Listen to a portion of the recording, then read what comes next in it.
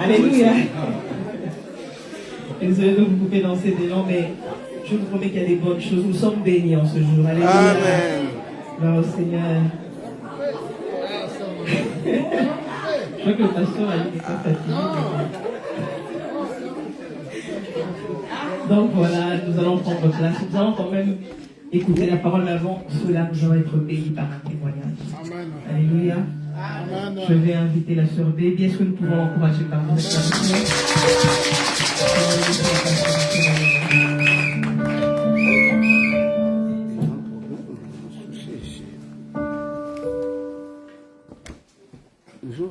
C'est ça qui entend.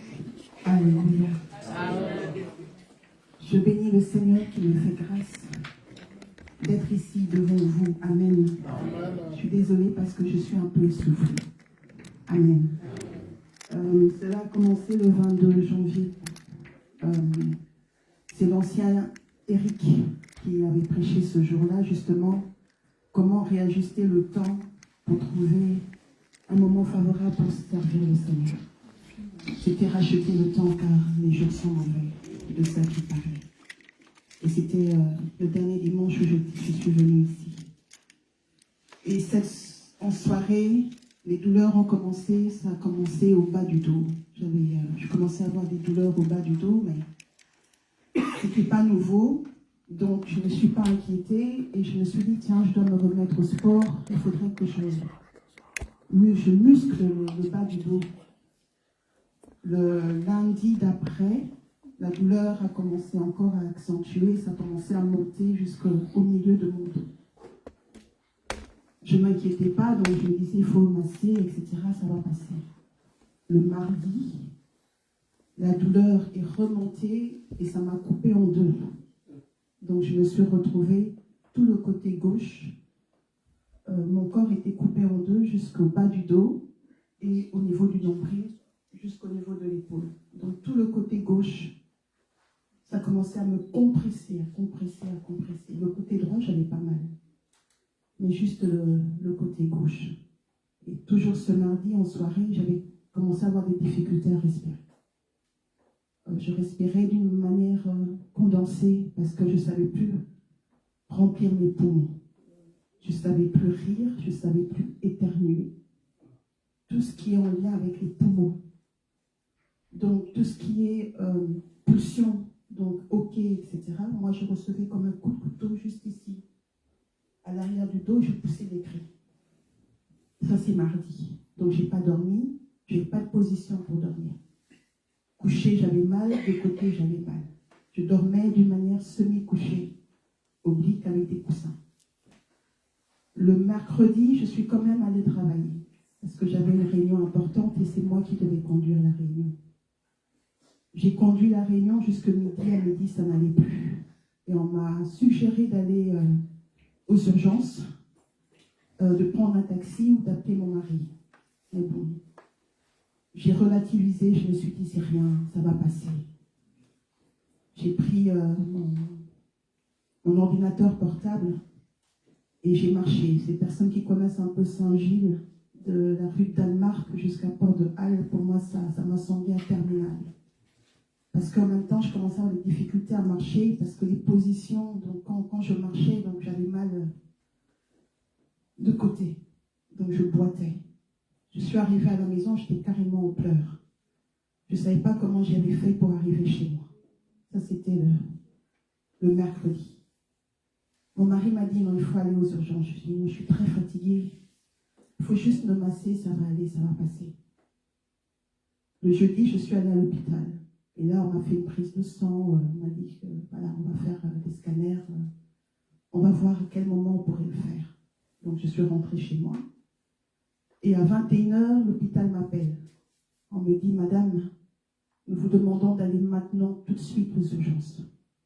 Là, c'est le jeudi, dans la soirée, vers 21h. Alors moi, toujours en train de relativiser, je dis, je peux aller demain matin. Il est tard, je suis un peu fatiguée. Le médecin insiste, madame Gomin, on vous demande d'aller maintenant aux urgences, il y a soupçon d'embolie pulmonaire.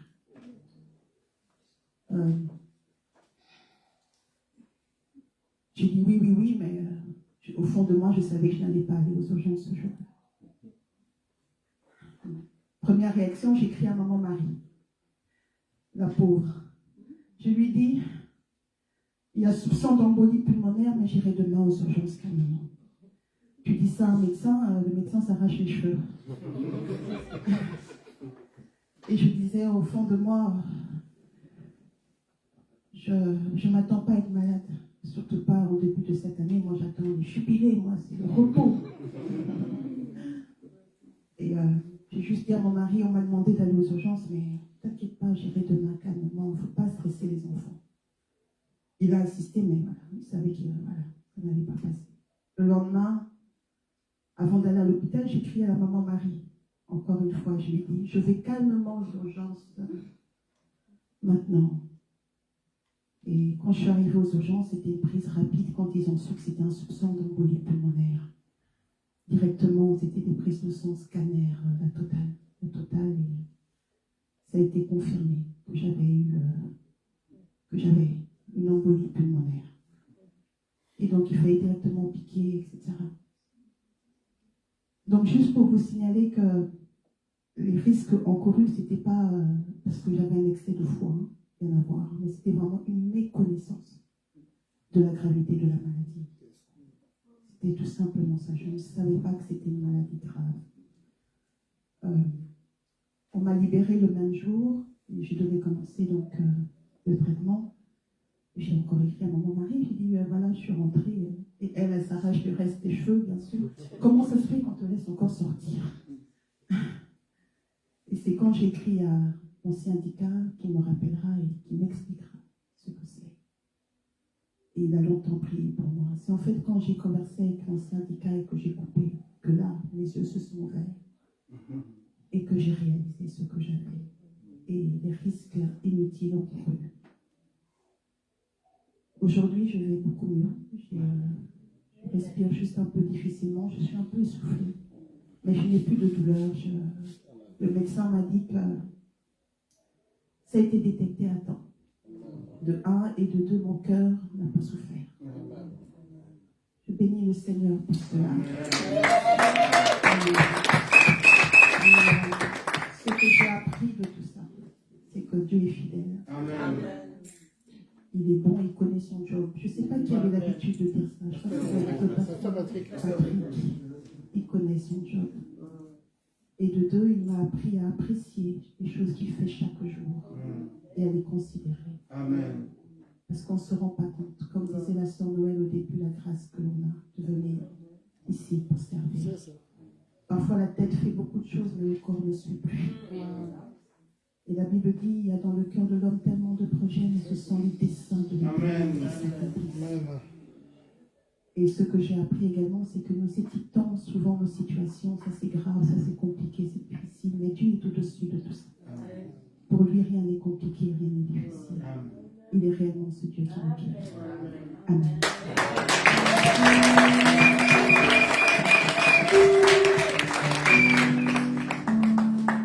Gloire au Seigneur.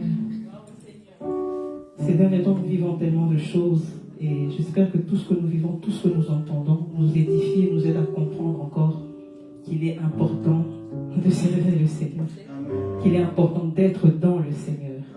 Amen. Voilà, nous allons nous préparer à pouvoir écouter la parole du Seigneur. J'espère que ce témoignage va porter fruit dans la vie de tout un chacun et j'espère que la parole que nous allons écouter ce jour va toucher la vie de quelqu'un. On désirait que personne ne sorte d'ici sans être touché par cette parole. Que personne ne sorte d'ici sans recevoir ce que l'Éternel veut déposer, veut apporter dans nos vies aujourd'hui. Que personne de nous ne sorte d'ici tel qu'il est rentré, que nous puissions sortir changés, bénis, plus joyeux, plus forts, et encore une fois comme jamais nous l'avons eu. Alléluia. Nous allons élever nos voix. Nous allons demander au Seigneur de nous parler. Que l'Éternel nourrisse son peuple aujourd'hui de sa parole. Que cette parole prenne place dans nos vies, devienne vie en nous. Que nous puissions porter des fruits qui puissent être palpables, visibles par la parole que nous allons écouter en ce jour. Que cette parole nous touche, que cette parole trouve place dans nos vies en ce jour. Et que l'Éternel bénisse le canal par lequel il veut nous parler en ce jour. Qu'il puisse le remplir de sa vie, de son onction, de sa puissance, de sa connaissance.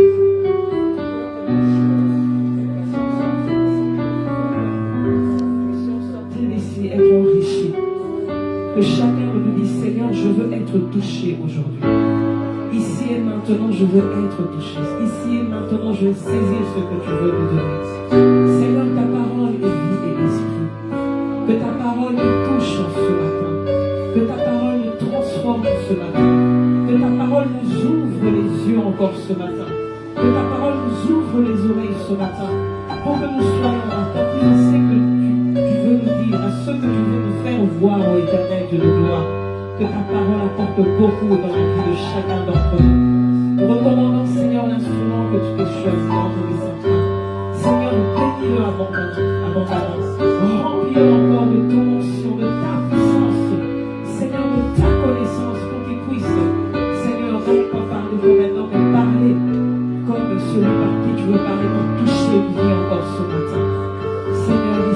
Seigneur, nous voulons être touchés. Nous voulons être touchés. Ici et maintenant, touchés. Ici et maintenant, ça se passe maintenant. Ici et maintenant, touchés. Ici et maintenant, ça se passe maintenant. Ici et maintenant, touché. Ici et maintenant, ça se passe maintenant. Ici et maintenant, touché. Oui, Seigneur, nous voulons être touchés par ta parole encore en ce jour. Nous voulons être touchés, Seigneur, par ce que tu veux nous apporter, Seigneur, en ce jour. Bénissons-nous, Seigneur. Nous ne nous attendons qu'à toi. Nous ne voulons pas entendre un homme, écouter un homme. Mais c'est toi que nous voulons écouter, Seigneur. Que l'honneur, la gloire, la majesté ne reviennent qu'à toi et à toi seul. Au nom de Jésus.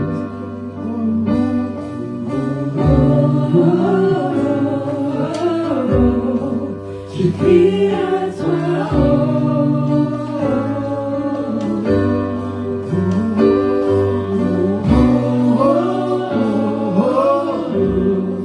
Je crie à toi. Je crie à toi.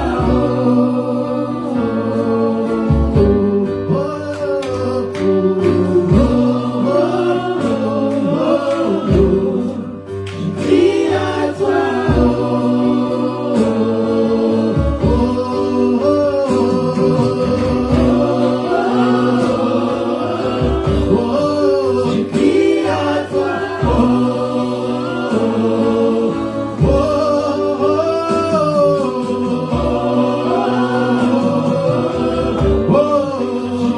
à toi.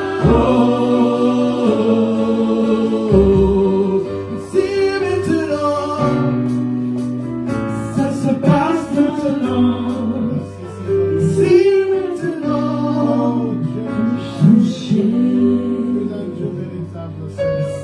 Merci parce que nous sommes devant toi, Seigneur. Et dans ce lieu, oh Dieu, où tu te trouves, où tu manifestes ta gloire. Seigneur, tu es fidèle et bon. Merci parce que tu es celui qui va nous parler. Toi, le Dieu qui règne dans nos cœurs, dans nos vies. Toi qui règne dans ce lieu. Nous te disons merci, Seigneur Jésus-Christ. Amen. Shalom, amen. Que le Seigneur soit avec vous. Merci beaucoup. Voilà. Votre Dieu est bon ce matin. Il est vraiment bon. Amen. Le fait d'être là, c'est ça la bonté du Seigneur. Et nous allons recevoir la parole du Seigneur ce matin qui vient de loin. Le pasteur Jean-Blaise, que vous connaissez tous, qui est parmi ceux qui ont bâti l'église ici de Bruxelles. Amen. Il est parmi nous, on n'a pas eu l'occasion de demander de venir le bénir. Qui est contre? Amen. Est-ce qu'on peut encourager l'homme de Dieu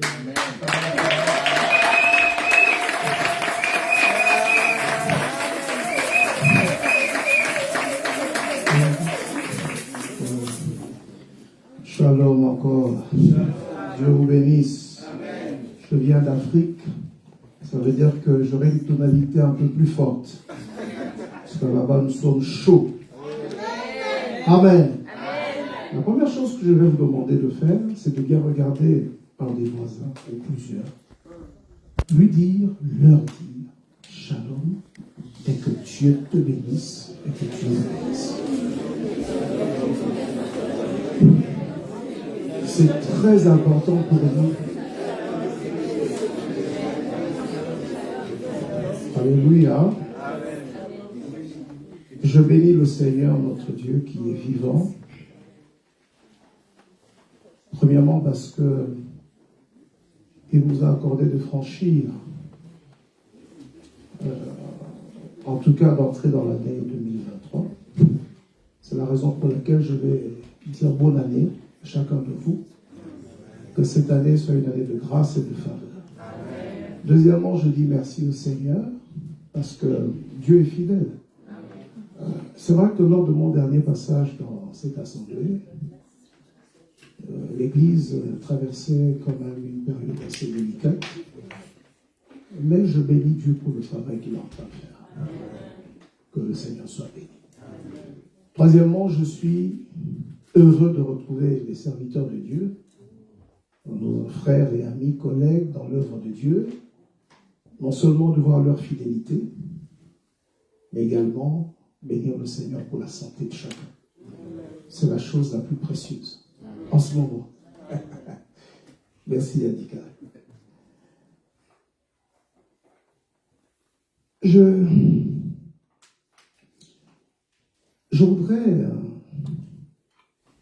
aborder avec vous un sujet qui, à mon sens, est important. Nous venons de commencer une nouvelle année.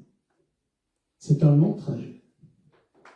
Et il nous faut avoir des provisions, des ressources, pour faire face à tout ce qu'on va devoir connaître comme épreuves et difficultés. N'est-ce pas? Je sais, quand on a commencé l'année, plusieurs personnes exprimaient des vœux divers pour nous. Et nous avons fait également pour les autres. Nous Seigneur, que cette année soit différente des années antérieures. Amen. Mais il n'empêche qu'une année, c'est 12 mois. Et en 12 mois, on peut faire des très bonnes choses. Mais en 12 mois, on peut aussi affronter des moments compliqués. Et je dis merci au Seigneur pour notre sœur Baby. Que Dieu te bénisse. En tout cas, à l'église de Kinshasa, nous avons décrété cette année l'année du oui et du amen. Nous pensons que c'est l'année où le Seigneur peut se lever pour accomplir des promesses envers les uns et les autres. Je voudrais vous parler donc, en tout cas à l'introduction, de ce que, si Dieu nous fait grâce de nous retrouver dans la semaine, d'un message que nous avons commencé à développer depuis le début de l'année. Nous sommes en train de parler des différentes ressources qui sont nécessaires pour nous permettre justement d'avoir une année, je veux dire, d'affronter, comme je dis donc, les différentes épreuves de l'année 2023, mais également nous permettre en tout cas d'atteindre des objectifs que nous nous sommes assignés, peut-être sur révélation de la part du Seigneur. L'année 2023, sans vouloir abuser sur le terme prophétie, en tout cas moi je la déclare une année de grâce et de faveur pour toi. Amen. Si tu n'as pas dit Amen, c'est que tu as des problèmes. Je dis c'est une année de grâce et de faveur. Amen. Est-ce que tu peux dire un Amen sérieux? Amen. Amen. Une année de faveur et de grâce. Amen. Alors nous voulons poser quelques bases extrêmement importantes pour ce que nous allons peut-être dire dans la semaine, si Dieu le permet. Moi, j'ai déterminé 3 types de ressources pour faire ce long trajet. Il y a d'abord des ressources physiques. J'entends par là la santé. Il y a des ressources spirituelles, ainsi dit l'Éternel. Et puis il y a les ressources matérielles.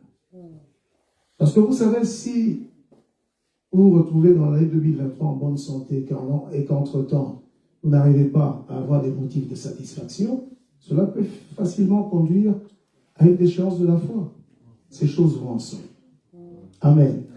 Ressources physiques, ressources spirituelles et ressources matérielles. Nous allons nous inspirer du livre de Rois, premier livre des Rois, au chapitre 19. L'histoire de notre bien-aimé, vous le connaissez, notre bien-aimé prophète Élie. Je me rends compte que nous ne traitons pas suffisamment les questions d'ordre psychologique dans nos églises. Je me rends compte qu'il y a énormément de personnes qui ont la foi en Dieu, mais qui, sur le plan mental, accusent une certaine faiblesse. Amen. Parce que comment vous pouvez comprendre des changements d'humeur dans la vie d'un chrétien. Dimanche, il est tout feu, tout flamme. Le jour suivant, il est complètement down. Ça veut dire qu'il y a des problèmes d'ordre psychologique. Tu es d'accord avec moi? Alors, si tu es d'accord avec moi, dis-moi, je suis d'accord avec toi. Je suis tout à fait d'accord avec toi.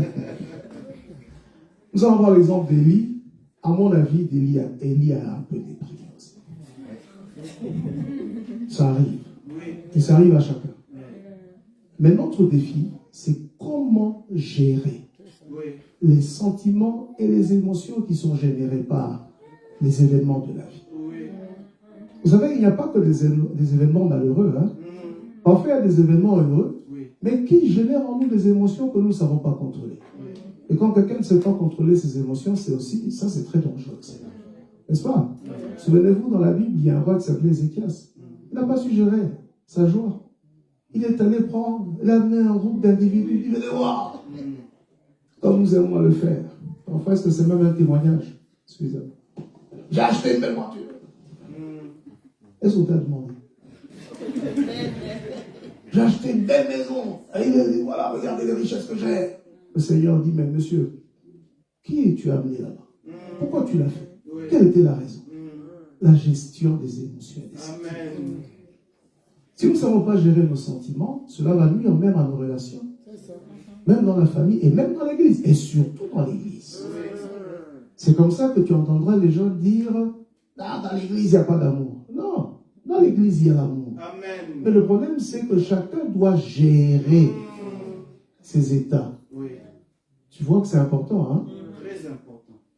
Je quitte l'église. Personne ne m'aime. Non, c'est toi qui as un problème. Parce que tu ne sais pas gérer tes émotions. Et on finit par dire, personne ne m'aime. Est-ce que personne ne t'aime, franchement? Alléluia. Whatever. La Bible dit, si nous nous devons quelque chose mutuellement, c'est de nous aimer. Ça, c'est la dette que j'ai envers toi. Et c'est la dette que tu as envers moi. Et l'amour est complexe. Oh, j'en parlerai. Allons-y dans le roi chapitre 19. 2023 est une grande année. Je suis persuadé que Dieu va faire des bonnes choses. Mais nous devons aussi être préparés. C'est un long trajet. Alléluia. Et il nous faut des ressources. Il faut des ressources. Avant que je lise la Bible, j'aimerais vous rassurer sur une chose. Pour ceux qui m'ont connu ici à l'église et pour ceux qui nous fréquentent, je n'ai pas changé d'un iota sur l'essentiel de ma foi. L'essentiel de ma foi, c'est le royaume de Dieu. Amen. Moi, je ne sais pas pourquoi tu pries. Hein. Moi, je prie pour garder ma foi et mon salut. Et avec des années, j'ai appris maintenant à élaguer tout ce qui est inutile, les inimitiés. C'est inutile, il faut élaguer ça. Je ne parle pas tête. Mais ça, c'est inutile, ça. Ça ne va pas t'aider. Devant nous, il y a le royaume de Dieu. Amen. Et nous devons y accéder. Tu peux tout perdre, sauf le salut. N'est-ce pas? Allez, allons-y. Attaquons cela ensemble. 1 Roi chapitre 19. Chez vous, vous avez la montre. Chez nous, nous avons l'heure. Et l'heure est extensible. N'est-ce pas? Mais je serai discipliné. 1 Roi chapitre 19. Vous avez trouvé? Allez, effectuons la lecture ensemble si possible. Akab rapporta à Jézabel tout ce que avait fait Élie et comment il avait tué par l'épée tous les prophètes. Jézabel envoya un messager à Élie pour lui dire que les dieux me traitent dans toute leur rigueur si demain à 7 heures, je ne fais de ta vie ce que tu as fait de la vie de chacun d'eux. Élie, voyant cela, se leva et s'en alla pour sauver sa vie. Il arriva à Beersheba, qui appartient à Juda, il y laissa son serviteur. Pour lui, il alla dans le désert où, après une journée de marche, il s'assit sous un genêt et demanda la mort en disant, c'est assez maintenant. Éternel, prends mon âme, car je ne suis pas meilleur que mes pères. Il se coucha et s'endormit sous un genêt. Et voici un ange le toucha et lui dit, lève-toi et mange. Tu as besoin de ressources. Lève-toi et mange. Il regarda et il y avait à son chevet un gâteau cuit sur des pierres chauffées et une cruche d'eau. Il mangea et but, puis se recoucha. L'ange de l'Éternel vint une seconde fois le toucher et dit, lève-toi et mange, voilà, car le chemin est trop long pour toi. Il se leva, mangea et but, et avec la force que lui donna cette nourriture, il marcha 40 jours et 40 nuits jusqu'à la montagne de Dieu à Horeb, et il entra dans la caverne et il y passa la nuit. Amen. Ok, je veux être succinct. Voilà un homme de Dieu puissant. Un homme de Dieu qui vient d'accomplir alors une prouesse incroyable. C'est à lui tout seul, il a mis en déroute toute une cohorte de prophètes, de Baal et d'Astarté qui avaient été installés par Jézabel. Deuxième chose, il ne faut pas oublier, il a restauré l'autel de Dieu. Il est venu restaurer l'autorité de Dieu dans cette nation. Donc c'est un homme, c'est quand même un héros de la foi. Mais regarde ce qui se passe. Aussitôt il a pu avoir cette grande victoire, dès qu'il reçoit ce petit message, comme on en reçoit nous, vous, en tout cas moi, à Kinshasa, c'est fréquent, mais vous, dans vos boîtes aux lettres, dès qu'il reçoit la première menace, voilà, monsieur commence à trembler. Vous savez, dans la vie, il y a des informations qui peuvent vous terrasser psychologiquement. Élie, il commence à trembler. Il a peur. Parce que Jézabel lui envoie ce message. Il n'a pas d'autre choix, en tout cas, que de fuir. Vous savez, devant certaines situations, on ne vous a pas demandé de faire le héros. On vous demande de vous mettre à l'abri. Amen. Parce que parfois, nous confondons les choses. J'ai suivi le témoignage de Sœur Lydie. Il dit, il y a des risques. Qu'est-ce que tu as dit comme tu as utilisé? Encourus. Inutilement, c'est ça. Hein? Et ça, c'était au nom de la foi. Hein? Non? Croire en Dieu, c'est légitime. Mais être rationnel et raisonnable. Dieu ne nous l'a pas interdit. Et après des années, je me rends compte qu'il y a des chrétiens qui ne sont pas raisonnables. Alors bref. Dis non, je veux fuir, parce que là, je sens que la mort va arriver et cette dame va me tuer. Alors, donc je fais court. Hein. Alors, l'ange de l'Éternel lui dit, écoute, Élie, c'est vrai, tu as tout à fait raison de vouloir te mettre à l'abri. D'ailleurs, je t'y encourage, parce qu'il pouvait lui dire, retourne. Pourquoi Dieu ne lui dit pas, retourne, va combattre, comme tu l'as fait avec les prophètes de Baal? Et surtout que ce n'est pas Jézabel qui est roi. Il y a un roi. Jézabel n'est que l'épouse du roi. Akab. Mais est-ce qu'Élie a eu peur d'affronter Akab, qui est le détenteur dépositaire du pouvoir? Il dit retourne. Il pouvait lui dire retourne. Il n'a pas dit retourne. Il dit non, c'est légitime. Ce que tu ressens comme ce que tu sens là, la peur, la crainte, l'inquiétude, c'est naturel. C'est légitime. Je ne peux pas te l'interdire. Mais maintenant, ce que je te demande, c'est que tu dois manger. Tu dois boire. Parce que le chemin est long. En fait, symboliquement, ça veut dire quoi? Le chemin de la vie, il est long et il a parfois des surprises. Et il y a des événements non voulus. Il y a des événements qui nous surprennent. Mais toi, tu dois te préparer. Bois et mange. Je disais donc qu'on a besoin des ressources. Moi, je vais en relever 3.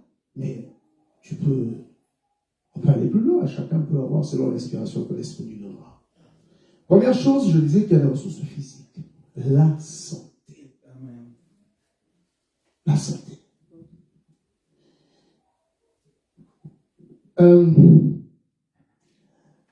Dans 3 Jean 1, un verset que vous connaissez tous, pratiquement, je pense, il dit, c'est l'ancien qui s'adresse à Gaius. Il dit, je souhaite que tu Tu prospères à tous égards. Et que tu sois en bonne santé. Vous voyez la place que donne l'apôtre à la santé. Il dit, je veux que tu sois en bonne santé. Dites-moi, si nous sommes bons, nous ne sommes pas en bonne santé, qu'est-ce que nous allons accomplir ensemble? Ma prière, ta prière, c'est que nous soyons en bonne santé. Parce qu'avec la santé, nous pourrons alors accomplir des choses. Nous aurons les moyens sur le plan physique d'accomplir. Lisons un verset ensemble. Exode chapitre 23. La bonne santé. Je vais vous dire, certes nous sommes rationnels. Exode 23, verset 25. Certes nous sommes rationnels. Certes nous sommes lucides devant les réalités de la vie. Mais cela ne nous empêcherait pas de vivre par la foi. Amen. Parce que nous sommes chrétiens. Amen. La Bible dit que mon juste vivra par la foi. Parce que quelquefois, il nous arrive d'oublier cela. Nous avons la foi en Dieu parce que nous croyons que Dieu existe. Nous croyons en Jésus parce que nous croyons que Jésus a payé le prix. La bonne santé, nous pouvons l'avoir du Seigneur. Est-ce qu'on peut lire Exode chapitre 23? Vous avez déjà trouvé le texte? Allez, lisons ensemble. Qu'est-ce qu'il dit? Vous servirez l'Éternel votre Dieu, et il bénira votre pain et vos eaux, et j'éloignerai la maladie du milieu de vous. Je souhaite que tu sois en bonne santé. Cette ressource, tu dois absolument l'avoir. Mais je pense que l'une des conditions pour que le Seigneur nous garantisse la santé, c'est de nous mettre aussi à son service. Se mettre au service de l'Éternel,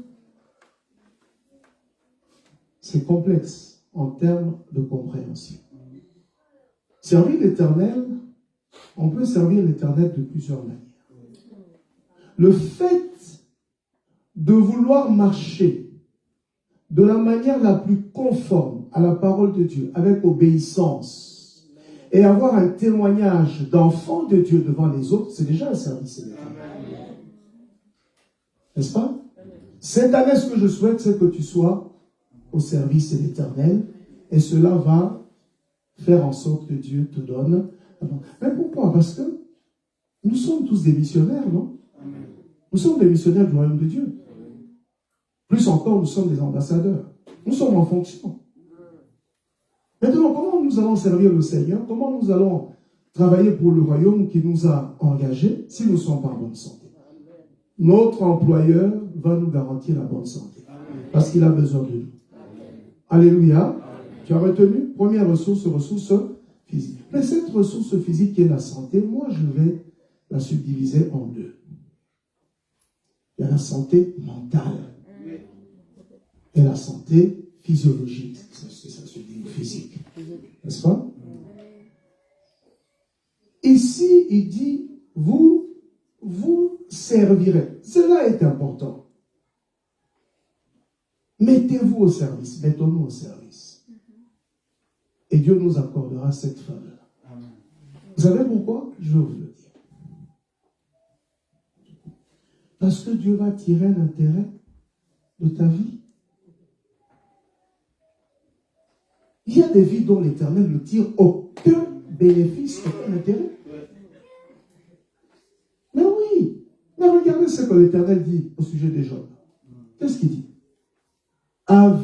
Est-ce que tu as vu mon serviteur Job? Parce que sur la terre, il n'y a pas d'homme aussi intègre que cet homme. Donc l'Éternel tirait quand même un intérêt de la vie de Job. Parce que l'Éternel a témoigné de lui. Il faut que Dieu tire un intérêt. C'est parce qu'il fait froid que tu ne dis pas Amen. Amen. Je dis encore, dis un Amen sérieux. Amen. Si Dieu tire un intérêt de ta vie, il sera le garant de ce que tu fais. C'est ce que beaucoup de gens oublient. Qu'est-ce que Dieu tire comme intérêt de nos vies à un moment donné? Tu es là, moi je vais travailler, tu vas travailler. Mais qu'est-ce que Dieu tire comme intérêt? Tu as connu la parole de Dieu. Tu as été éclairé par la parole de Dieu. Mais lorsque tu es là, à ton lieu de travail, avec des amis, tu n'oses même pas parler de ce Jésus. Dieu ne tire aucun intérêt. Vous savez, il y a des gens à qui Dieu ne donne pas de travail parce que il se dit, si je lui donne un travail, là où il sera, il ne va même pas témoigner de moi. Alors je gagne quoi dans l'affaire? Santé mentale et santé physique. Mettons-nous au service de l'Éternel. On a besoin de cette ressource. Et comme loin de Dieu, vous savez, moi, quand je parle, et vous le savez d'ailleurs, quand je parle avec foi, certes, je parle avec une conviction telle que je sais que Dieu va l'accomplir. Alors je dis maintenant, au nom de Jésus, je déclare sur toi, là où tu es, la bonne santé. Et Dieu qui est le Dieu des miracles. Nous ne parlons pas d'un Dieu de la rue. Hein. Nous parlons du Dieu du temple. Nous parlons du Dieu de l'adoration. Nous parlons du Dieu qui est sur le trône de vérité. Alors, au nom de ce Dieu-là, en réalité, au nom de Jésus, sois en bonne santé. Et si tu étais malade, sois guéri. Et que la grâce de Dieu soit sur toi maintenant. Alléluia. Est-ce que tu le crois, tu ne le crois pas? Mais non. Parce qu'il y a une mauvaise habitude qui s'est installée. Nous sommes devenus tous des petits superstitieux. Nous voulons qu'on prier pour le malade. Qu'est-ce que ça va? La puissance est dans la parole. La puissance n'est pas dans la gesticulation. Est-ce que tu as entendu? La puissance est dans la parole. Celui qui a la puissance dans la parole, vous allez constater qu'il est serein. Est-ce que Jésus tremblait? Non. Il savait ce qu'il faisait. D'ailleurs, lorsqu'il est arrivé devant la tombe de Lazare, il a fait une très belle déclaration. Hein? Il dit, Père, si je prie, ce n'est pas pour moi, c'est pour eux. Quant à moi, quand je prie, je sais que tu m'exauces toujours. Tu es d'accord avec moi? Alors, sois en bonne santé maintenant. Au nom de Jésus. Alléluia. Nous serons en bonne santé. Mais mettons-nous au service de l'Éternel. Il faut que Dieu tire un intérêt de notre présence sur la terre. Sinon, c'est un effet différent qui va arriver. Oui, mais parce que vous savez que Jésus a un figuier. Et quelle a été la motivation? Il dit parce que cet arbre ne produit, je ne tire aucun intérêt. Alors, permettez-moi de faire une parenthèse. Il y a des gens qui disent, oui, c'est vrai, je suis combattu par la sorcellerie. Oui, c'est vrai, ça existe. Mais il y a des gens, ils ne sont pas combattus par les sorciers. Ils ont l'opposition de Dieu. Évitons que Dieu s'oppose. C'est bon, hein? Alors, si tu ne reviens pas dans la semaine, c'est que tu as des problèmes. Parce que ce que j'ai à dire est profond. Je vous le garantis, est complexe. Parce que partout où nous avons apporté ce message, nous avons vu des gens guérir et changer leur façon de faire. Allez, on y va. Donc, on a retenu première ressource, c'est la ressource physique, la santé, n'est-ce pas? Santé mentale et santé physique. La santé mentale, j'en parlerai, parce que c'est cela même le cœur de ce message. Je reviens un peu à ce petit trait que j'ai fait tout à l'heure, en tout cas, la référence que j'ai évoquée tout à l'heure dans 3 Jean chapitre 1er, verset 2, dit « Je souhaite que tu prospères à tous égards et que tu sois en bonne santé. » Attention.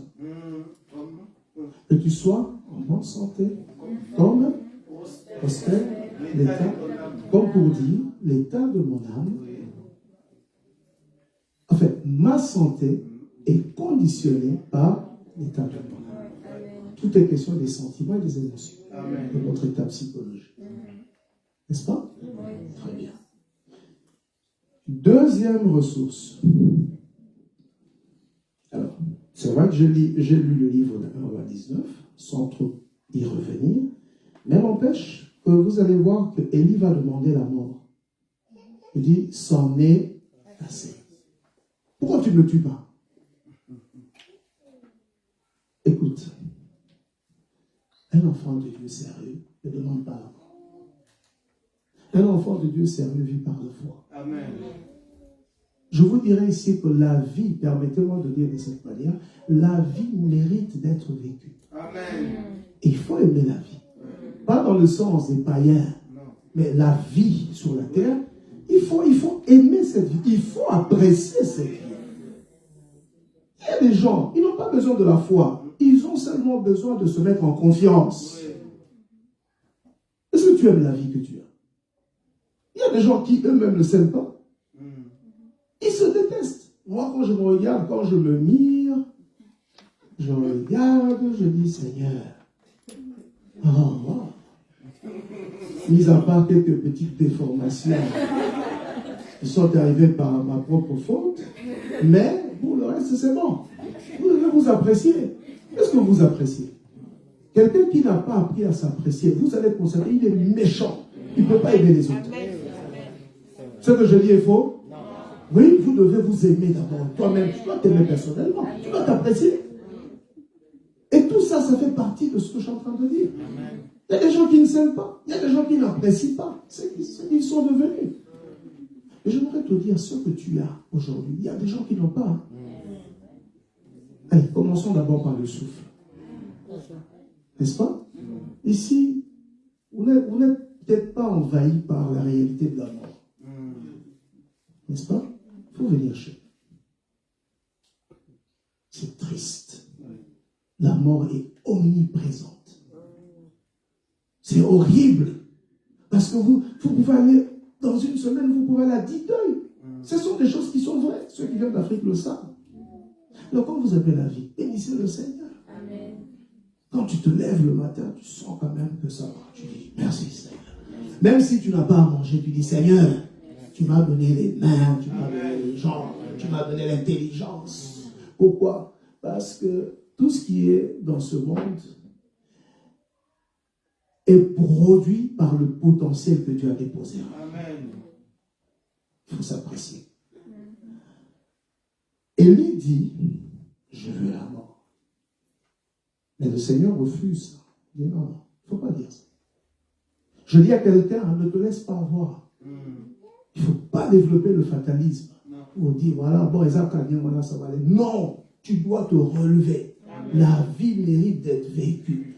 Mais seulement, je vous donne des astuces. Pour bien vivre sa vie, il faut éviter de prendre les autres comme échelle de valeur. Parce que souvent, c'est ce qui pose problème. On veut mener notre vie en fonction des autres. Non, non. Même ta vie à toi. Tu as ton histoire à toi. Mais moi, je sais que tu as une belle histoire et tu as une grande histoire. Amen. Vos amens ne m'encouragent pas. Vous savez, je suis arrivé à un niveau où, lorsque l'assemblée ne veut pas dire Amen, je ferme la Bible, je m'assois. Il dit, tu es fâché? Je dis, oui, je suis fâché parce que vous réagissez. Allez, maintenant, réagissez correctement. Dites Amen. Allez. Mais tu as l'église, non? J'ai entendu la sœur dire tout à l'heure, Seigneur, tous ceux qui vont sortir de ce culte ce matin doivent être touchés. Mais c'est ça que nous sommes en train de faire. Tout ce que nous faisons ici, c'est pour élever ton moral, c'est pour te fortifier, c'est pour t'encourager. Si tu étais venu abattu ce matin, je sais que tu sors d'ici renforcé, fortifié. Tu dis non, Dieu me connaît. Et du reste, c'est vrai, hein? Dieu te connaît. Hein? Ouais, Dieu te connaît. Je l'affirme, Dieu te connaît. Amen. Allez, deuxième type de ressources spirituelles. Qu'est-ce que j'entends par ressources spirituelles? Parce qu'en réalité, quand je parle des ressources, ça veut dire que nous avons besoin des provisions. N'est-ce pas? Ressources spirituelles, lorsque vous vous engagez sur une voie, sur une période donnée, ou dans une entreprise donnée, il importe pour vous d'avoir avec vous l'ordre de mission. Ce qu'on appelle l'ainsi dit l'Éternel. Vous savez, il y a des gens qui ne tremblent pas devant des situations difficiles parce qu'ils savent ce que Dieu leur a dit. C'est important. La Bible dit quand il n'y a pas de révélation, le peuple marche sans foi. Dans la vie, nous les chrétiens, Il faut éviter d'être dans une forme de débrouillardise ou d'essayer de bricoler les choses. Non, nous devons nous appuyer sur ce que Dieu a dit. L'ainsi dit l'Éternel. La ressource spirituelle, c'est la parole que Dieu t'a donnée. Ou les paroles que Dieu nous donne. C'est vrai que ces paroles-là, elles sont de... il y a la parole écrite. Nous avons la Bible. Mais qu'est-ce qu'elle n'a pas comme promesse? Et nous avons également le Réma. C'est ce que Dieu nous a dit. Si tu n'as pas eu une parole particulière de la part du Seigneur, je t'encourage quelquefois, cherche la face de Dieu. Dis Seigneur, dis-moi, qu'est-ce que je dois faire? Ok. Donc la ressource spirituelle, pour moi, je pense que c'est surtout ce que Dieu nous a donné comme parole sur laquelle nous allons nous appuyer, à laquelle nous allons nous accrocher pour nous engager. C'est important. Dans le livre de Nombre, chapitre 23, un verset que vous connaissez, verset 19. Nombre 23, verset 19. Qu'est-ce qui est écrit? Vous connaissez ce verset, non? Les lecteurs de la Bible. On peut le lire ensemble? Même si tu as le problème avec tes yeux, essaie de faire des efforts. Allez, on y va. Dieu n'est point un homme pour mentir, ni fils d'un homme pour se repentir.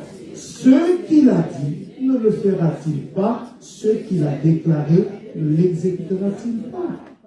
Donc, quelqu'un qui a reçu la civile éternelle, il s'appuie sur ce fondement.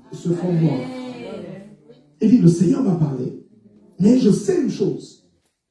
Il n'est pas un homme pour mentir. Il n'est pas fils d'homme pour revenir sur ce qu'il a dit, ce qu'il a promis. Ce qu'il a dit, allez, je vais aller à l'affirmatif. Ce qu'il a dit, il le fera. Ce qu'il a déclaré, il l'exécutera.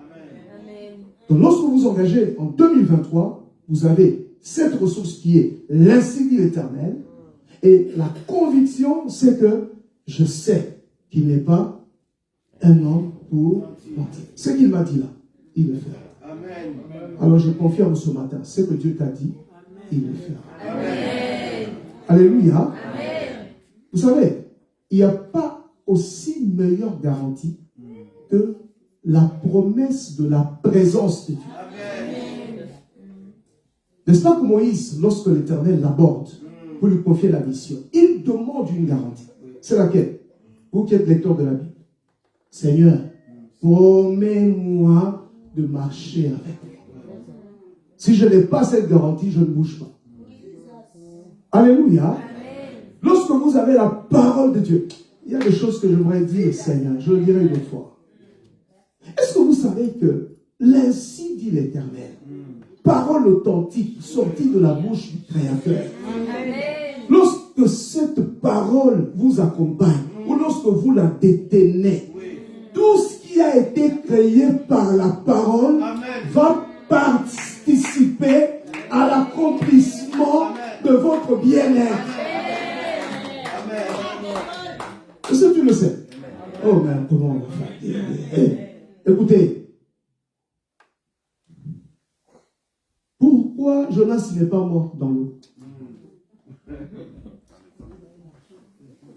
Oui, parce que Dieu ne pouvait pas se revenir sur ce qu'il a dit.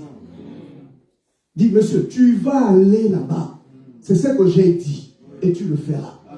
Même si Jonas a commencé à tergiverser, mais poisson créé par la parole devait intervenir. Tu as compris? Tout ce qui est créé par la parole va participer. Voilà pourquoi je dis à quelqu'un, si tu as les promesses de Dieu, tu n'as pas besoin d'avoir peur des hommes. Les hommes ont été créés par la parole. Et la Bible dit, écoute, j'aimerais te dire, même s'ils sont hostiles, même pour ce cas-là, la Bible a réglé le problème. Mais la Bible dit quoi? Lorsque l'Éternel a grillé les voies d'un homme, il fait quoi? Il va disposer favorablement même les cœurs de ceux qui n'aiment pas. Vous comprenez l'importance de la parole, hein? Oh, dis avec moi, amen, bien quand même. C'est lui qui a la parole. Je vais te faire rire. Vous savez que ceux qui ont la parole, ce sont les premiers qui ne doivent pas du tout redouter le diable. Amen. Mais oui, le diable a été créé par la parole. C'est comme ça que celui qui a la parole de Dieu, il a ce que moi j'appelle le... Comment ça s'appelle ça? Pour passer, le laisser passer. Et quand il vient, et les démons, et le diable, ils doivent se mettre au garde à vous. Parce qu'ils disent, ah, il a la parole. Alors, vous pouvez passer, monsieur. On ne peut pas s'y opposer. C'est que je dis, ça ne te touche pas. Ça ne te fait pas du bien. Quand tu veux seulement que je me lève ici, hein, je vois le ciel est ouvert. Allez, laisse ces choses-là. Alléluia. Mais je suis sérieux. C'est parce qu'on n'a pas cette assurance-là. C'est comme ça qu'on tremble. Hein, les sorciers, ils ont été créés par la parole. Et personne ne peut s'opposer. Je vais dire mieux. Personne ne peut s'opposer au flot de la parole. Si tu veux t'opposer au flot de la parole, tu vas être emporté. C'est ça. Tu es d'accord avec moi? Est-ce que tu as l'ainsi dit l'Éternel?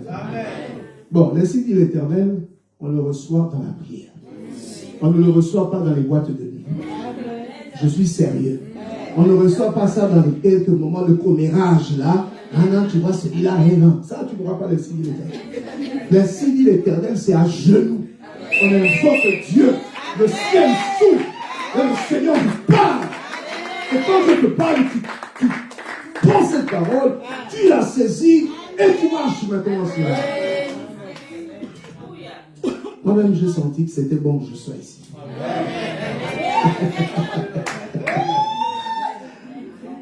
Alléluia. Quand vous êtes à l'église, soyez dans la joie.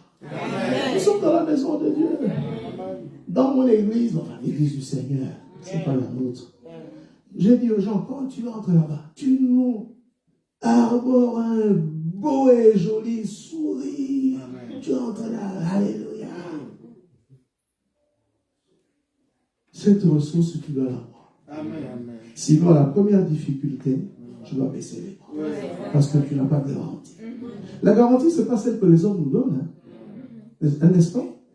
Du reste, tout ce que les hommes veulent bien nous donner, c'est très fragile. Ça dépend de leur humeur. Est-ce qu'on peut prendre le livre de Psaume, chapitre 62? Allez, je vais aller vers la fin. Et vous, vraiment, vous ne savez pas jouer à l'hypocrisie. Hein?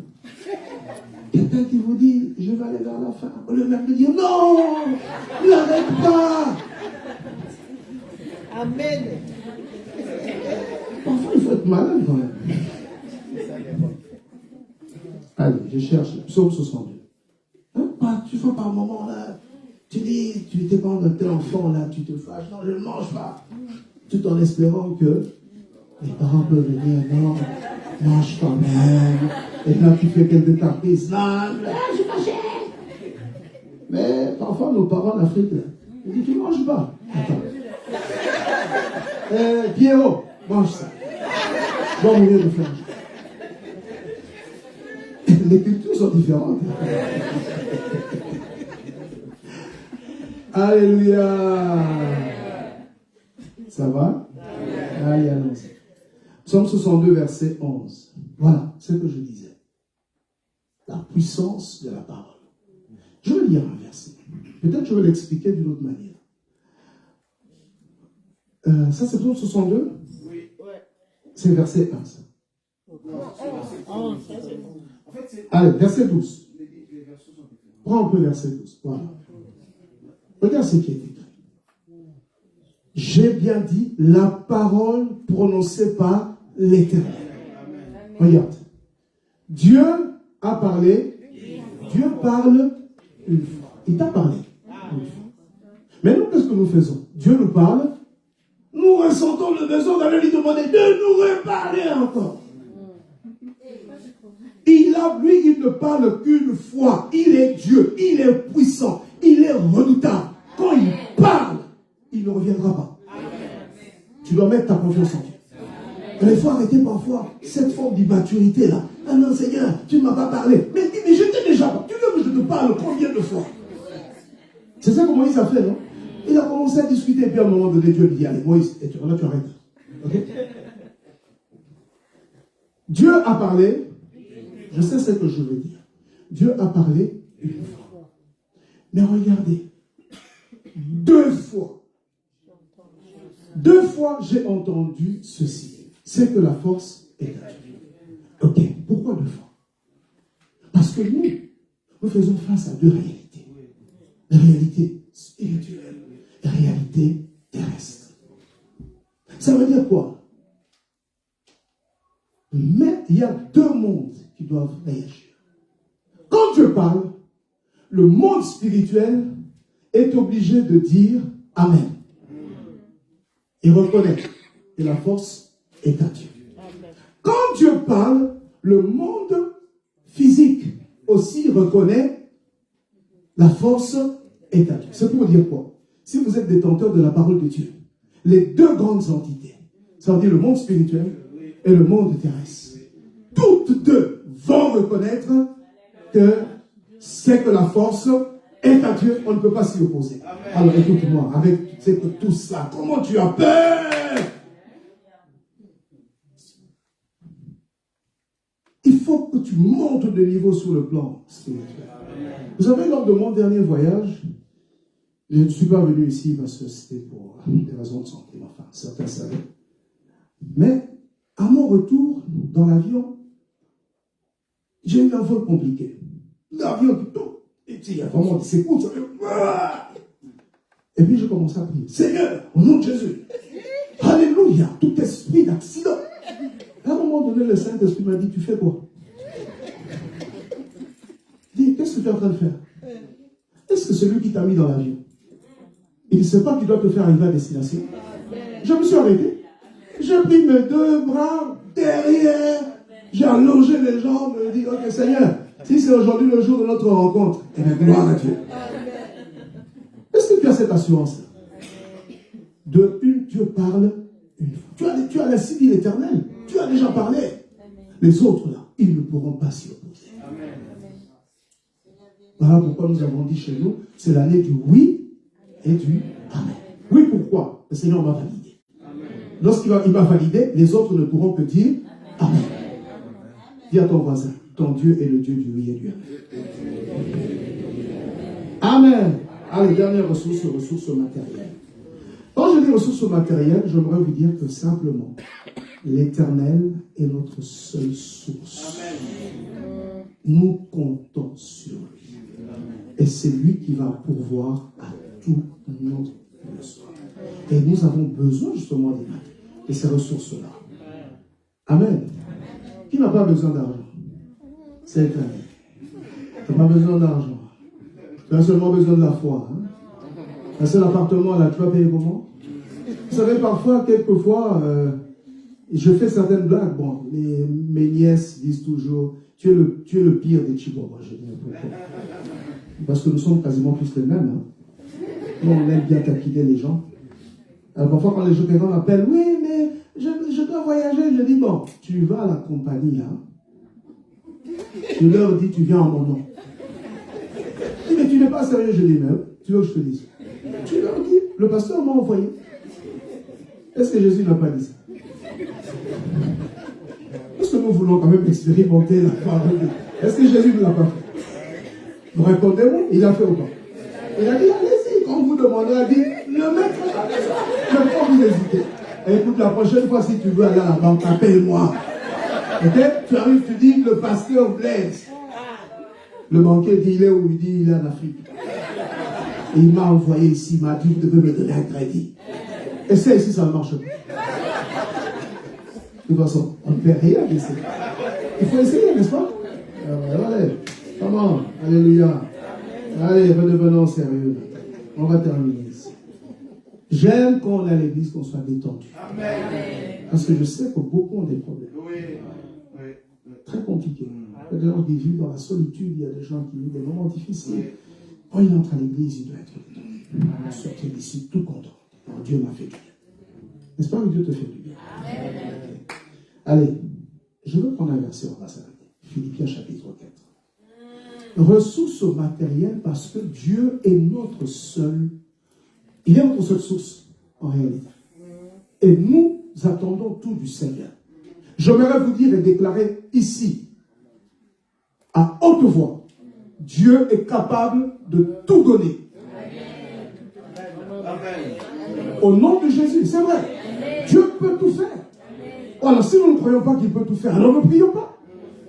C'est le Dieu des cieux. Amen. C'est le Père de notre Seigneur, Amen. Jésus. Et que dit la Bible dans Éphésiens chapitre 1er? Béni soit Dieu, le Père de notre Seigneur Jésus-Christ, qui nous a bénis de toutes sortes de bénédictions spirituelles dans les lieux célestes en Jésus. En réalité, être en Jésus, c'est la meilleure chose. Amen. En Jésus, Dieu nous donne tout. Et je prie Dieu pour que tu expérimentes encore cette année. Amen. Alléluia, que tu expérimentes des choses incroyables, que tu vives la main de Dieu. Alors, les ressources matérielles, on en a besoin, notamment l'argent. Allez, écoute, arrête un peu avec cette simplification-là. Maman.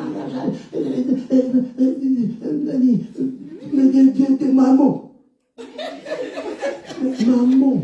Mais ici, tu vas vivre comment? Donc, parmi nos requêtes de prière, c'est que tu aies un travail. Parce que lorsque tu auras des revenus, bon, les revenus, on ne les a pas seulement par le fait d'avoir un travail. On peut avoir d'autres types d'activités, on peut avoir des biens immobiliers, on peut avoir... Mais néanmoins, il faudrait que Dieu te garantisse quand même ces acquis-là, un revenu. Sinon, tu risques d'être un papa irresponsable.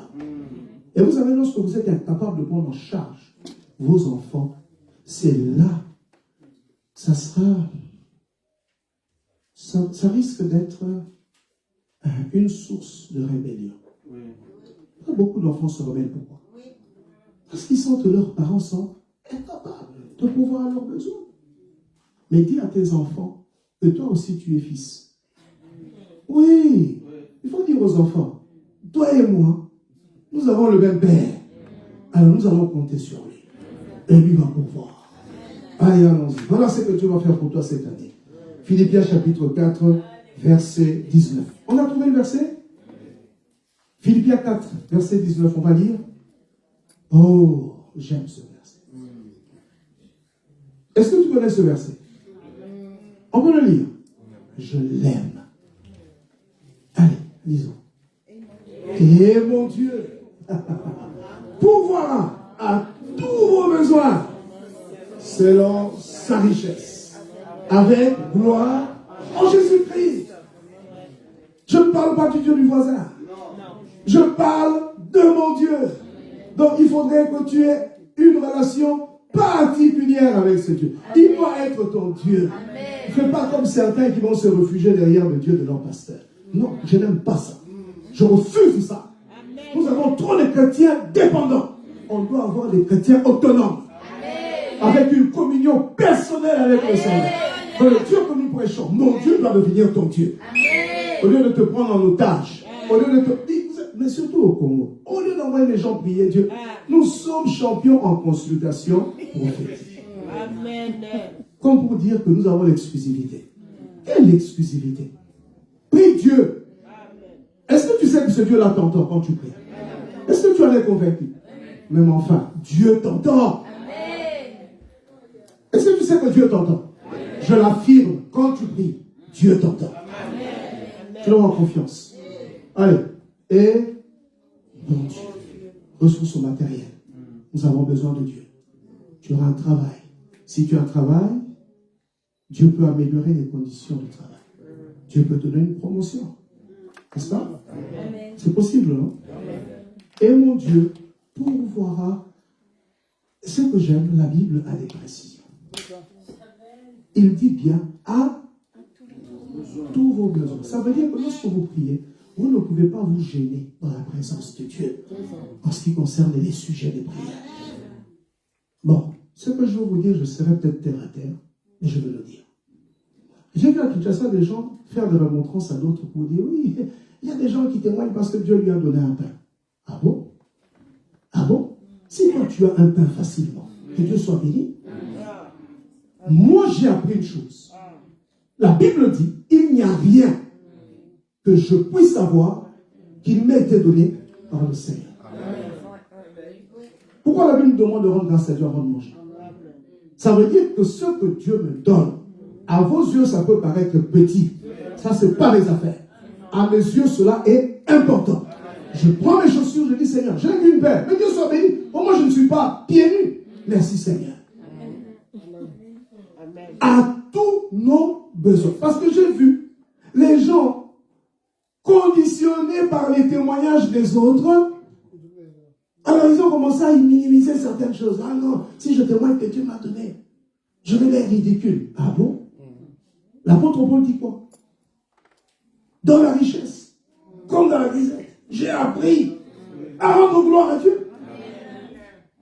Alléluia. Je dis à quelqu'un ce matin, tous vos besoins, pas un seul besoin ne peut, doit être écarté de vos prières. Tous vos besoins. Et cette année 2023, tous vos besoins. S'il faut faire des actes de folie, faites des actes de folie. On appelle ça les actes de la foi. Tu regardes là-bas, ta citerne n'a plus de mazout, ou je ne sais pas, pour le chauffage, tu lèves les mains vers le Seigneur, tu dis, oh Dieu, tu peux pouvoir à tous mes besoins accomplir un miracle. Mais on a vu ça, Dieu peut accomplir des miracles. On a vu des gens vous appeler pour vous dire, oui tiens, j'ai pensé à toi. Tu sais quand je venais, je disais, Seigneur, écoute, de toute façon, je dépends de toi. Arrange-toi, c'est tout. C'est son boulot. C'est pourquoi c'est pas toi qui as dit tout à l'heure, il sait faire son. Là, c'est son boulot, il n'a qu'à le faire. Pourquoi? Écoute, tout, j'ai bien parlé de tous vos besoins. En lingala, on dit, au cacolaté, tu présentes tout devant le Seigneur et n'aie pas honte. Il y a des gens qui veulent se marier. Quand à l'église, on dit non, non, que chacun exprime son besoin à Dieu. Elle veut se marier, hein? Elle va se cacher dans un coin.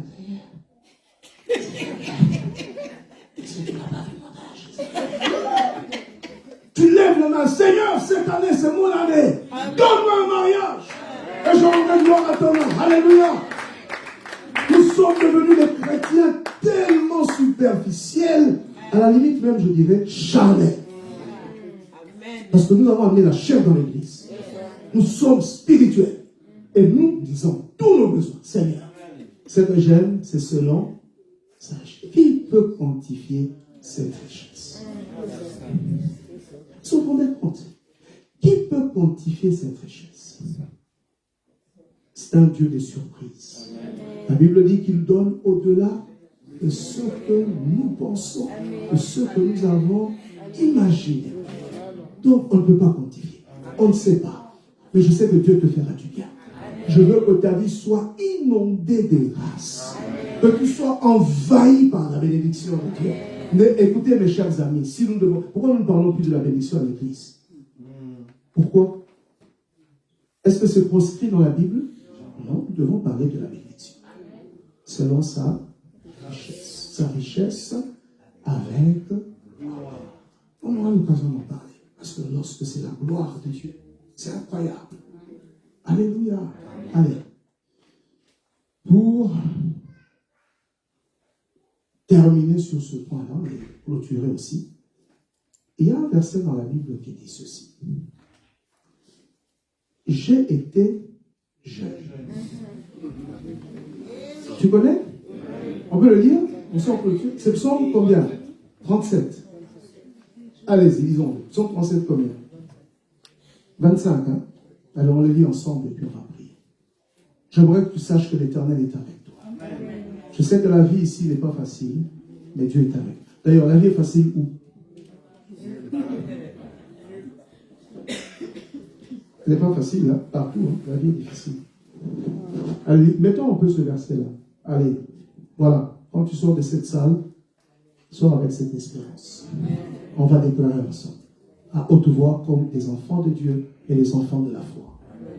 J'ai été jeune, j'ai vieilli, et je n'ai point vu le juste abandonné, ni sa postérité mendiant. Il y a une suite, hein? Allez, est-ce qu'on peut me donner la suite? Toujours, il est compatissant et il prête. Toujours, il est compatissant et il prête et sa postérité est bénie. Alors, dans vos maisons, parents, cette année, prenez ce texte, affichez-le, communiquez-le à vos enfants. Lorsque les difficultés surviendront, levez-vous et dites, j'ai été jeune, j'ai vieilli, je n'ai pas vu le juste abandonné. N'est-ce pas? Ni sa postérité, mendiant son cas. Toujours, il est compatissant et il prête et sa postérité est bénie. Je termine ici pour dire, en cette année 2023, faites ce devoir, allez vers vos enfants, imposez les mains, dites, vous êtes bénis parce que vous sortez de mes entrailles, vous êtes bénis parce que vous êtes sous le commerce de Dieu. Est-ce que je parle à un enfant de Dieu? Désormais, ressaisis-toi, relève-toi, intériorise cette parole, sache que l'Éternel ne t'abandonnera pas. J'ai été, je n'ai pas vu le juste. On peut prier 2 minutes? Que Dieu te bénisse. Prions 2 minutes. Tu peux te lever? Juste 2 minutes, on va prier. C'est possible? Si on peut se lever rapidement, je voudrais prier avec toi 1 minute, s'il te plaît. Est-ce que vous connaissez ce petit cantique-là? Nos petites noms disparaissent. Est-ce qu'on peut le chanter même une seconde?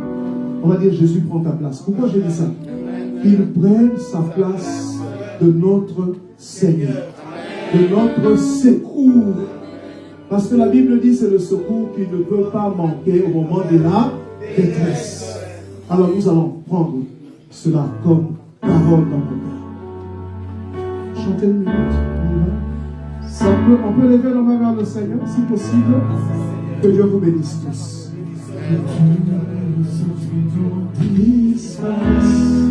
Tu peux le déclarer avec les mains levées, s'il te plaît. Que tous les autres noms disparaissent jusqu'à ce qu'il n'y ait que toi. Que tous les autres noms disparaissent. Que tous les autres noms disparaissent jusqu'à ce qu'il n'y ait que toi. Que tous les autres noms disparaissent. Jésus prend ta place. Jésus prend ta place. Que tous les autres noms, que tous les autres noms disparaissent. Que tous les autres noms disparaissent. Jusqu'à ce qu'il n'y ait que toi. Que tous les autres noms disparaissent.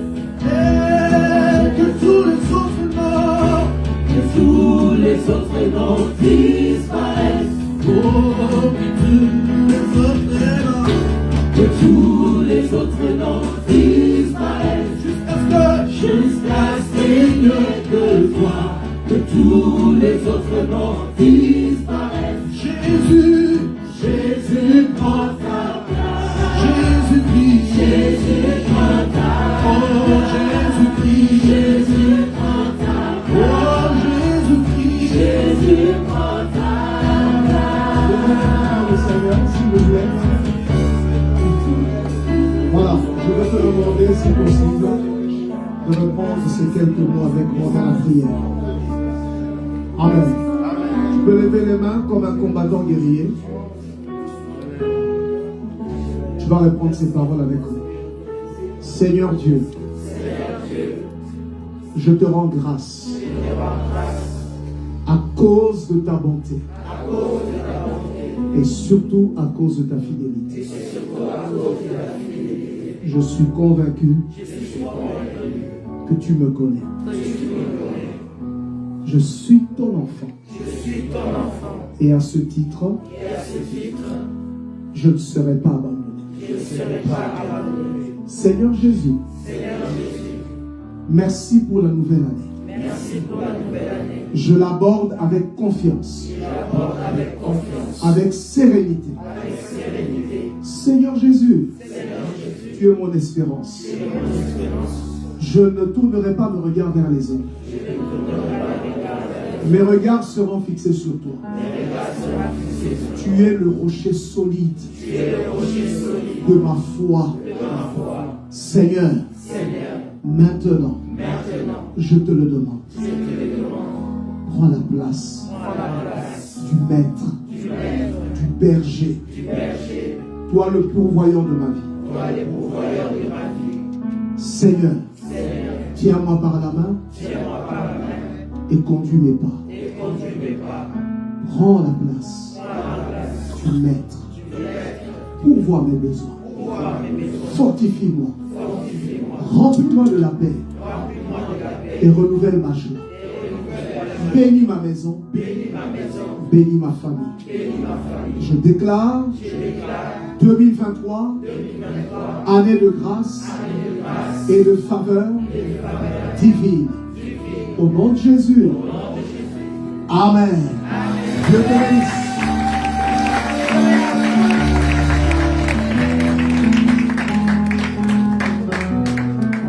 Gloire au Seigneur. Amen. Amen, amen, amen. Alléluia. En tout cas, nous avons été bénis. Qui a été béni ce matin? Amen. Je vois que tu avais raison d'être là. Amen. Amen. Voilà. Nous allons maintenant appeler aussi dans ce qu'on a prévu pour le Seigneur. Vous savez, quand Dieu vous fait du bien, quand le Seigneur vous fait du bien, qu'est-ce que vous pouvez donner au Seigneur? Amen. Alors nous allons donner au Seigneur ce qu'on a préparé de tout notre temps. Amen. Amen. Alors chacun prend son offrande ou sa dîme. Nous allons prier. Tenez ça à votre main droite. Et on va prier. Préparez votre offrande. L'offrande se prépare à la maison normalement. Amen. Parce que c'est aussi un moment important dans la maison du Seigneur. Alors nous allons tous debout avec tout ce qu'on a prévu. On va prier. Amen. Est-ce que tout le monde a son offrande? Vous savez, j'ai amené un pasteur un jour, il a dit, si tu n'as pas de monde quand tu es prêtre. Parce qu'elle vient donner la maison du Seigneur. Alors, je sais que nous sommes aussi à l'ère des nouvelles technologies. Il y en a qui font leur virement, leur application. Faites-le également. Et le Seigneur, notre Dieu, pourvoira à tous vos besoins. À tous vos besoins. Pas à certains, mais tous vos besoins. Alors, j'aime bien la maison du Seigneur parce que j'ai demandé à tout le monde de se tenir debout. Amen. Et à la fois, s'il vous plaît. Seigneur notre Dieu, tu es le maître des temps et des circonstances. Tu as permis que nous puissions être là ce matin et écouter ta parole. Et tu nous as édifiés, Seigneur. Maintenant, nous voulons, par obéissance également à ta parole, offrir ce que nous avons prévu, dîmes, offrandes et actions de grâce. Tout ce que nous avons nous vient de toi. Bénis tes enfants, pourvois à tous les besoins comme tu as dit et manifeste ta gloire.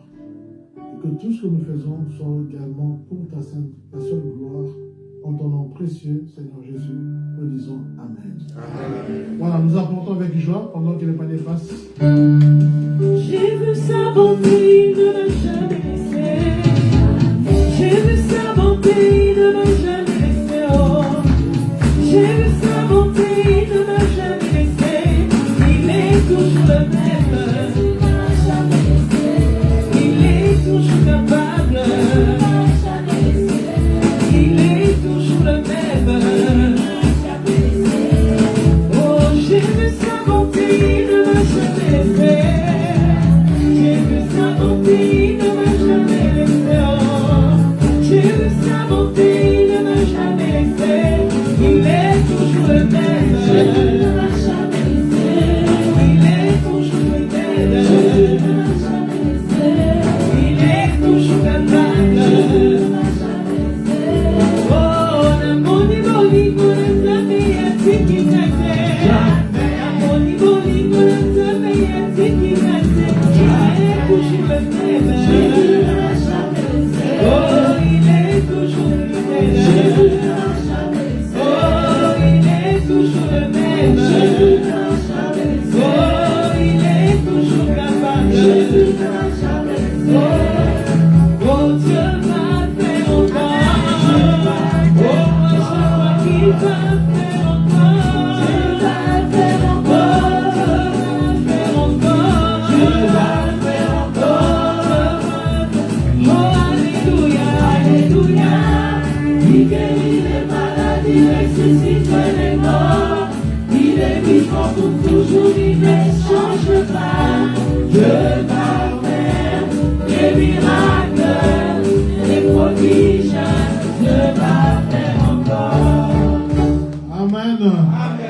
il va faire encore des miracles et des prodiges. Amen. Voilà. Mais il y a un point sur lequel je veux insister. Vous voulez que le Seigneur puisse se souvenir de vous. Alors, une chose est vraie, servez l'Éternel. Amen. Servez l'Éternel. Le Seigneur se souvient toujours de ses enfants. Amen. Et qui le sert? Alors nous voulons encourager chacun à servir le Seigneur. Amen. Donc, l'Église, c'est un lieu, un espace où tout le monde est serviteur, tout le monde est servante. Amen. S'il y a un endroit où il n'y a pas de chômage, c'est ici. Où il y a le plein emploi, c'est à l'église. Donc ici à l'église, ce qui est exceptionnel, c'est que même les enfants travaillent. Non pas le travail des enfants interdits, mais le travail pour le Seigneur. Amen. Et la preuve, les enfants sont là. Amen. Quand vous venez les jeudis, vous allez voir comme Eunice, notre fille, qui tient le programme. Vous comprenez? Alors, je ne comprends pas les gens qui sont encore là assis. Pourquoi? Il y a tellement de choses à faire à l'église. Il y a tellement de choses visibles et invisibles. Nous vous encourageons tous à servir Dieu. Amen. Amen. L'Église a des promesses. Je pense que nous avons dit que c'est une année de jubilé, mais on nous dit encore une année de grâce et de faveur. Ce sont des choses qui sont réelles. Amen. Dieu a parlé une fois, et 2 fois j'ai entendu ceci. Amen. À Dieu soit la force. Amen. Amen. Amen. Si vous voulez voir les grandes choses, servez Dieu. Amen. Dis à ton voisin, sers Dieu. Dis-lui, sers Dieu. Amen. Nous voulons que tout le monde serve le Seigneur. Amen. Si vous avez des idées, venez nous voir. Nous, tout le monde, ici, il n'y a pas de spectateurs.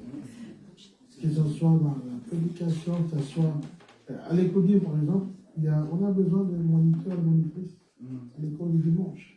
Depuis que ma fille pensionnaire est aux États-Unis, Annie s'est mariée, voilà. Mais dans la maison de Dieu, il y a toujours la relève. Amen. Amen. Donc, venez servir le Seigneur. Même les mamans, même les plus âgées, le Seigneur a besoin d'eux. Si vous lisez dans la Bible, je crois que c'est le titre qui parle même des places des veuves, des places de tout le monde dans l'Église. Amen. Amen. Donc, j'aimerais insister sur cela. Et nous voulons dire également ceci. Vous avez vu comment on a été bénis aujourd'hui. Il y en a qui ont raté. Mais nous allons exceptionnellement faire un programme de séminaire cette semaine. Amen. Qui est d'accord? Amen. Si tu n'es pas d'accord sur le problème, nous on est d'accord. Amen. Donc demain, on continue. Il faut savoir profiter des grâces. Amen. Il y a d'autres choses ici. J'aimerais qu'on puisse même mettre l'accent sur l'état psychologique. On a fait une étude dessus. Et j'ai beaucoup aimé parce qu'on est parvenu à conclure que certains chrétiens ont des problèmes psychologiques, mais ils s'ignorent. Et sous couvert de la spiritualité, on couvre des choses. Mais quand vous regardez médicalement parler, il y a des choses qui ont besoin d'être guéries psychologiquement. C'est dommage que parmi les chrétiens, il n'y a pas de psychologue. Et qui vous a dit, on en a très peu, on ne connaît pas, on doit en chercher. Mais qui vous a dit qu'aller voir un psychologue, c'est un péché? C'est ça le problème. Donc nous encourageons même des chrétiens qui étaient des psychologues, des gens qui ont étudié cela. Vous comprenez? Il y a des choses, quand vous allez voir quelqu'un, il touche votre passé, ça peut déclencher certaines choses. Mais si tu ne sais pas comment, tu n'as pas cette science-là, tu peux créer des dégâts. Il y a beaucoup de chrétiens qui sont un peu déprimés. C'est vrai. Mais le Seigneur nous corrige par sa parole, mais aussi par les personnes qu'il a mis au devant pour nous aider. Et vous allez voir ça pendant la semaine. C'est vrai. Je vous dis vrai, mes frères, mes soeurs. Dans les églises ici, nous on a vu des histoires. Donc venez demain, 18h, mercredi et jeudi. Amen. Des fois dans la vie, il faut savoir se bousculer. Hein? Même si on a le programme, on va venir pour être béni. Qui est d'accord? Alors, comme il y en a qui veulent se cacher derrière les zooms, on va couper les zooms comme ça vous allez venir. Parce qu'il y en a qui sont à l'aise à la maison parce que ce qu'ils ont passé, on va couper. Comme ça vous allez venir. Voilà, nous voulons saluer ceux qui sont là pour la première fois dimanche. Est-ce qu'il y a quelqu'un qui nous visite pour la première fois? Nous voulons le saluer en tant qu'une église famille, une église qui reçoit, la maison qui reçoit et celle qui est. Qui est là pour la première fois dimanche? Ah, nous avons une soeur. Est-ce qu'il y a d'autres personnes? Ok, ma soeur, je peux vous demander de tenir debout, s'il vous plaît. Est-ce que vous pouvez savoir juste quel est votre nom, où vous habitez, qui vous a invité? Ma soeur. Ma soeur? Annie. Maman. Amen. Et vous venez de quelle commune, là? Ou de Saint-Lambert. Amen. Le pasteur est venu, il a invité. Toi, tu es là. Ça n'invite pas. Est-ce que nous pouvons saluer notre soeur?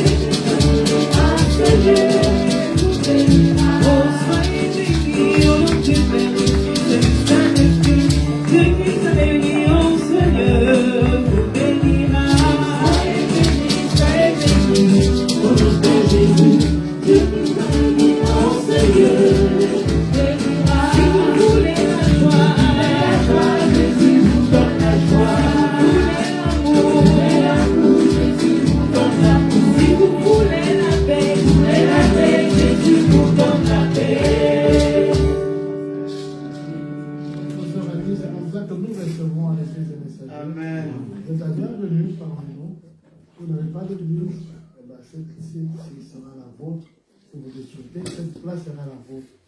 Sinon, si vous avez une église, transmettez nos salutations. Et à la fin de ce programme, on va vous recevoir pour un accueil spécial et vous donner notre programme de la semaine. Amen. Que Dieu vous bénisse. Voilà. Donc, il y a Yannis qui est venu pour la première fois. c'est pas un nouveau là. Ça, c'est votre propre. Yannis, tu te caches. Viens ici, toi. Ça, c'est votre nom. Et c'est lui qui a fait la aussi bien. Viens ici. Allez, viens ici. Je vais dire comment on dit les gars. Ça, c'est les enfants là.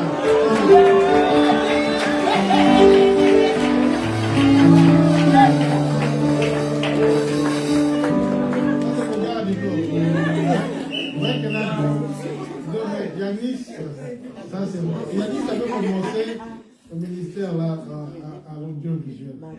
Maintenant c'est un grand monsieur. Hein? Mon gars, Victor aussi, avec qui on avait le contrat. Qui a fait le contrat? Hein? À 1 € chaque dimanche. C'est le contrat chaque dimanche. Et toi, si tu fais ça, j'aurai 1 €. Hein? On est vraiment content de voir les enfants. Ouais. Ça, c'est la grâce de Dieu.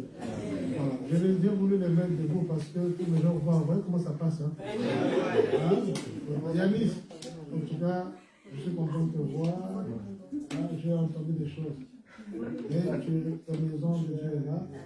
Et mon gars, du coup, là, j'ai dit qu'il doit se tenir à la porte. Si moi, on est à la porte là, quelqu'un vient voir comme ça. Qu'est-ce qu'il va dire? Hein? Il va. Amen. Amen. Nos enfants et vraiment les contents. Amen. Allez.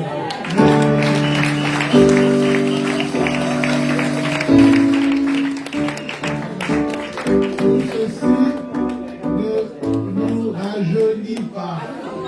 Moi, je dis à mes enfants, je suis bloqué à 25 ans. Voilà, moi j'ai 25 ans. Donc vous tous avez plus vieux. Là, moi je suis jeune. Parce que là, pour moi, c'est des autres comme ça, moi. On est content. Vraiment, ça c'est l'église famille, on est content de voir. Et je suis particulièrement content de voir les deux mamans ici. Maman Seya. Je suis content de voir Maman Seya. Maman Seya, tu sais qu'elle était là il y a 2 semaines. Est-ce qu'on peut vraiment remercier le Seigneur?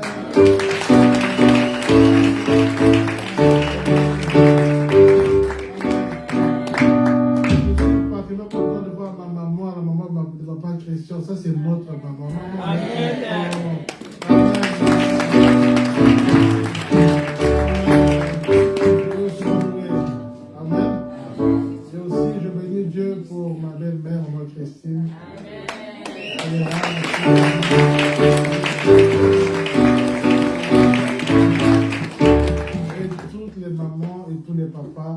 être formidable. Amen. Amen.